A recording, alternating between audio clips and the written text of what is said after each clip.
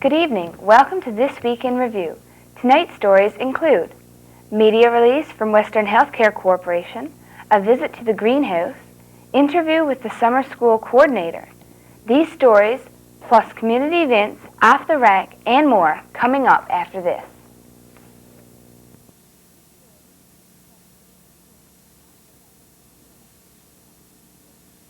It takes community to heal a village. In northern Mali, USC Canada works with local partners to find community-based ways to ensure mother-child health, food security, and jobs.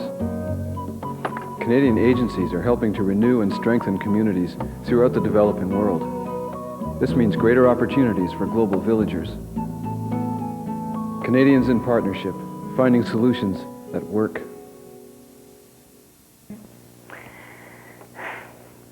On Friday, July 6th, we received a media release from the Western Healthcare Corporation. A new renal dialysis unit opened on Monday, July 9th at the Sir Thomas Roderick Hospital, initially serving 8 patients 3 days a week. The unit will be open on Mondays, Wednesdays, and Fridays, and it will result in greater convenience for patients who use the service, since they will no longer have to drive to Corner Brook 3 times a week for treatment. The equipment in the unit is valued at $258,000. Nurses who will work with the unit have been trained and developed experience by working at the renal dialysis unit in Corner Brook. A kidney specialist has provided orientation for an internal medicine doctor at Stephenville who will work with the unit. Tom O'Brien, who is chairman of the District Advisory Council, noted, "We are ecstatic at the services have become a reality in Stephenville. This will make a big difference to the quality of life of the patients. Perhaps no one is more pleased at the unit's opening than the patients and their family members." Wayne Hussey, a resident of Stephenville, has been traveling to and from Corner Brook 3 times a week for dialysis service in the past 3 years. "It's a godsend. This will save me a lot of time and money because I won't have to drive so much," he explained. "The biggest thing is the safety factor, especially in the wintertime. I've had to drive at times when you couldn't see a hand before your face." Mr. Hussey added, "It's not as good as getting a kidney, but it's the next best thing." It is possible that the renal dialysis service offered at Sir Thomas Roderick may expand in the future if demands warrant. New patients entering the service will be assessed at the regional unit in Corner Brook before being referred to the Stephenville unit. Patients with more complicated symptoms will be cared for at the regional unit. During this past week, we had an interview with the coordinator of the summer school program. Today we are talking to Julia Benoit regarding the summer school program. Julia, how many students are in your program? There's 7 students. And what levels are they in mainly? Level 1 to 2s mostly. Okay. What subjects do you tutor in? Math, history, lit, geography, and I think that's it. So basically you do cover all school subjects? Mostly. How often do your students come in? Comes in the same time every day from Monday to Thursday. And what time is that? Well, there's different times for different people, but it's between 9 and 3. Okay. So what are the general feelings of these students having to come back after already being in school for so many months? Most of them don't mind too much unless it's nice outdoors or in the mornings, because when they come in the morning, it's Is the enrollment for summer school up or down this year compared to last It's down this year compared to last year. year? Okay, and we already know that the funding for summer school is down, and this causes the students' enrollment fee to go up. Do you think this could be a cause of why the enrollment is down so much from last year? I think so, because it probably makes a lot of people not want to come to summer school instead just write their subs, because subs don't cost as much. So. Okay. When will the supplementary exams be written? Between 16th and the 23rd of August, I think. Okay, and do you know when the exam ranks will be passed back? I'm not quite sure, but I'm guessing before the first week of school starts. Okay, so that would be for the reason that they want to know what they got so they can Pick their other courses. Yeah. Okay, well that's all the questions that we have. Thank you very much and good luck to our students during summer school. Okay. Stay with us for more of This Week in Review coming up after this. In West Africa, when rain is scarce, crops fail, forcing rural people to move to cities in search of a means to provide for their families. With the help of USC Canada, villagers in northern Mali are fighting the pressure to leave with projects focused on market gardens, small credit schemes, and improved soil conservation methods. Help the people of Mali fight back against desertification and drought. Support USC Canada today.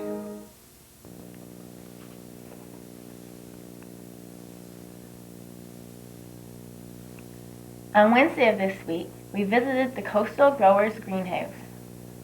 A total of 860 crops were planted. Last year, the greenhouse produced approximately 23 pounds of tomatoes per plant. This year, 28 pounds per plant are expected. The first harvest for last year began in August. This year, the first harvest was in June. From June 1st until date, approximately 8,000 pounds of tomatoes have been harvested. The total tomatoes harvested for last year was a little over 18,000 pounds. The expected harvest this year is 25 to 30,000 pounds, depending on the termination of the plants. Every day, approximately 260 to 300 pounds of tomatoes are being harvested. Tomato sales for the Burgeo area are up by 300%. Outside of the Burgeo area, the demand for the Coastal Growers tomatoes is extremely high. The produce manager for the Dominion stores, who purchases tomatoes for all Dominion stores, stated in a recent conversation with Mr. Leonard Porter that they cannot get tomatoes as good as the ones grown here in Burgeo. One of these reasons may be that our tomatoes have no pesticides added to them. They are truly natural. During the pilot project, they put up fly paper which is designed to catch insects. After being sent to St. John's for analysis, the results show that no insects that are harmful to tomatoes were present in our greenhouse. However, several beneficial insects were found, so this year they decided not to put up this paper. Last year this was a pilot project under the direction of the BDDB. This year the BDDB remains a partner, but the greenhouse has moved to the pre-commercial stage. The difference in the growing of tomatoes this year as to last year is that this year the plants are placed to grow in wooden boxes, which is more cost efficient. Last year they were in plastic bags, which the plants outgrew, and it also caused some root damage. It was decided by all partners involved in the greenhouse to plant cherry tomatoes this year to stay in market.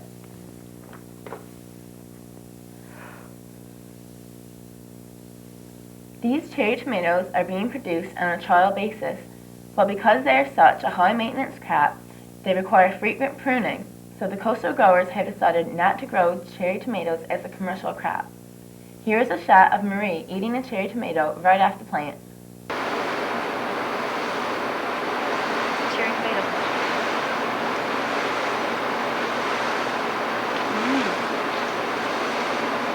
Oh, they're good. Good? Not what I expected. While we visited, Mr. Clayton Hare was busy at work. Mr. Leonard Porter explained to us what Mr. Hare was doing. You want to tell us what Clayton's doing there now? Yeah, what he's doing is he's lowering the plants. Plants are already reached the tops of up to the support wires. And if we let them go on, they just keep growing up and eventually bend over and break. So what he'll do is move them along and lower them down, and we'll let them grow back up again, and then we'll continue doing that process right on to the end of the crop. Okay, so how long do some of those plants get? Oh, they can get 25 to 30 feet. Okay. So you do this as on a weekly basis or a daily basis? As it needs to be done, basically. Okay, so yeah. it's more or less a weekly thing. Okay. Jennifer asked a really good question there a little while ago. She asked about the tomatoes that drops off. Like, you just leave them there too? Yeah, we just leave them on the benches and let them ripen. Okay. But that's not what you like to do? No, it's just one of these things that happens in the process of lowering or leafing and that sort of thing. And even walking through the plants, sometimes you knock them off. So many of them there. Okay. The leaves too, that we noticed some of the leaves were discolored, and you were telling us what that was all about? Yeah, that's because the plants are putting all of their energy into the production of the tomatoes. Okay. And as you pick more and more tomatoes off the plant, the leaves all just come back to normal, basically. Okay. Well, thanks very much, Leonard. The new greenhouse is expected to be under construction by the fall and will be located in the Fox Farm area. The beginning stage of the new greenhouse is going well, and they have just completed the environmental stage. If all proceeds as planned, the new greenhouse will produce tomatoes, lettuce, and cucumber. On Friday of this week, we went to visit the CIS summer program for kids. Under the summer work programs, the library was fortunate enough to hire 3 students for their CIS summer school programs. These workers, along with the coordinator, Valerie Sims Anderson, has organized 3 reading camps, 3 computer camps, 2 environmental camps, 1 art camp. The camps run every day of the week, with Friday being a special fun-filled theme day. All students that signed up for these camps will get to experience different themes and activities. For example, on Friday, when we visited, the kindergarten and grade 1 students were taking part in the Going to Camp, with Reduce, Recycle, and Reuse as themes. Participants were invited to wear their camp hats. There was a tent set up in the school gym, and of course, camping is no fun without a campfire. Campers got a chance to sing some popular camping songs like Singing in the Rain and Mother Duck. In the rain, just sing in the rain, what a glorious feeling, I'm happy again. Thumbs together, elbows back, I'm singing in the rain, just singing in the rain. A grant from the School Children's Food Foundation provides a snack for the children every day around 2 p.m. Most of the activities planned for the day were outdoor activities. Students got the chance to make jazz junk from tin cans, materials, and other recyclable items. They also did I Care poster. The campers had to find what was in the landfill. They learned about the different recycling items and how you can earn money by recycling. It was a fun-filled day for all the participants. All camps run every day of the week, with Friday being a special fun-filled day. Plans are also being made for the students to be involved in exploring Burgeo. The student workers are making plans for the students to visit different areas of interest around town, like the museum, Maiden Tea Hill, and Sandbanks. Stay with us for After Rec and community events, all after this. Communication is the beginning of understanding, and understanding is the basis for problem solving. USC Canada believes communication should know no borders. A farmer's field in Ethiopia offers innovation for old problems in Nepal. A community seed bank in Bangladesh sparks ideas for one in Mali. All over the developing world, Canadians in global partnership, finding solutions that work. After Rec. This week, as we scanned our tape rack, we came across a tape of Brad Sims in July of 1995, drawing and painting their cartoons on the BBS satellites. Let's take a look.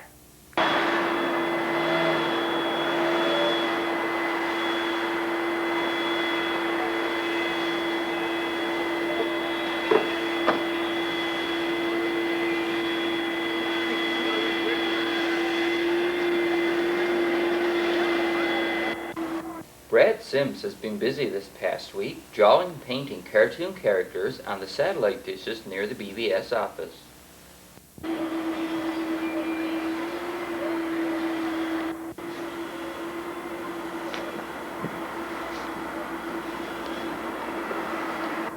Vester and Tweety can be seen on the first of the 3 dishes. Keep watching in the weeks to come for your favorite cartoon character.